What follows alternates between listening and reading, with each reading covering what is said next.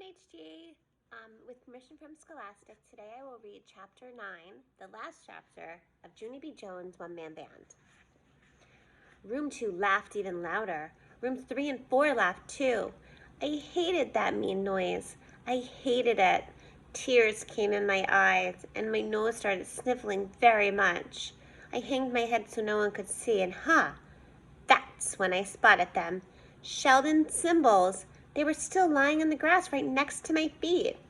I quick picked them up and I crashed them together so I wouldn't hear laughing.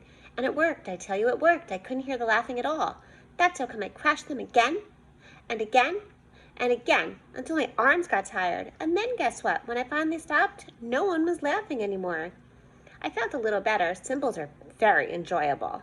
After that, I stood in the middle of my field and I rocked back and forth on my feet thinking, because I didn't know what to do next, of course. Just then I heard a shouting. "Boring," yelled a voice.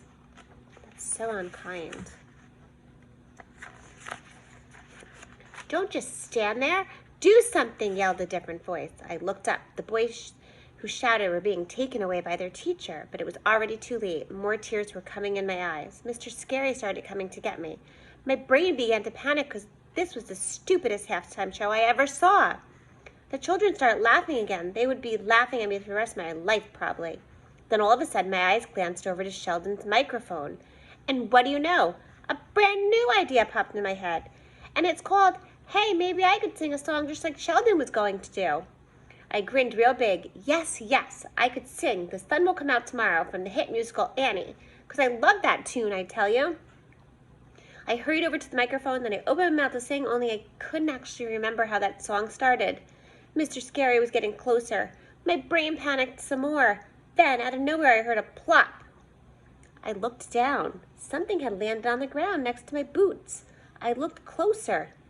It was a flaky biscuit, I believe. Plop, plop, plop. 2 more biscuits and a small plum. Then suddenly there was another fuss in the stands, and 2 more kids were getting led away by their teacher. That's when I got it. That's when I figured out that those meanie kids had thrown food at me. And throwing food is the biggest insult you can even do. At first my face turned red as a tomato, and then I felt myself getting mad. I got madder and madder, and then I picked up those biscuits and I started to throw them back, only all at once my brain changed its mind, and instead of throwing them back, I put 2 biscuits in my right hand, and I held the other biscuit in my left hand, and then I tossed them high in the air one by one, exactly like my Juggle Book said to, and then magic happened, I tell you. I did it. I really did. Because just for a few teensy seconds, I juggled those biscuits way high in the air. I juggled them as perfect as can be, and I caught them too. I caught all 3 of those flaky guys. And then the whole entire bleacher started to clap and clap and clap. And then they cheered and cheered and cheered.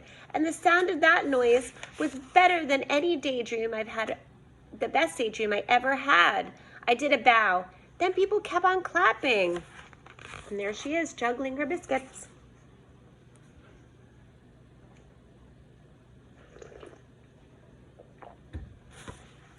I did another bow, and then I picked up Sheldon's cymbals and I marched right off the field, and guess what? It was the proudest darned moment of my life. The rest of the day was a joy. We had a happy party, and I smiled till my cheeks hurt. Also, I wrote in my journal again. Friday afternoon, dear first grade journal, we won our tournament. Room 1 won the whole entire kickball tournament, and so hooray, hooray. Mr. Scary let us have a party for the rest of the day. And guess what? They found Sheldon hiding behind a bush because he got scared silly, apparently. Only finally he calmed himself down, and now he's back to his regular nutty self. And guess what else? I'm not even mad at him for running away. On account of if Sheldon didn't run away, I never would have juggled, probably. Mother and Daddy hugged me at the party, and Daddy said I turned biscuits into lemonade. And that's a hoot, I tell you. And then Mother said the bestest thing of all. She said, "Today I was a star." And I really liked the sound of that. Yep, I really, really did. From Junie B, first grader, star. And she put a little star next to her name, see? Okay, that was it for Junie B. Jones' one-man band. And our next book, I'm trying to see if it says it here.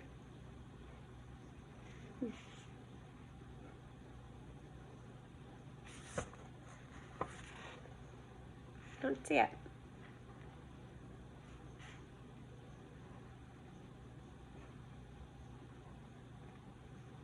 We did shipwrecked. I think it's boo and I mean it. Yeah, it's boo and I mean it. That's the next one. Okay. I'll see you soon. Bye, first 1HG. I miss you.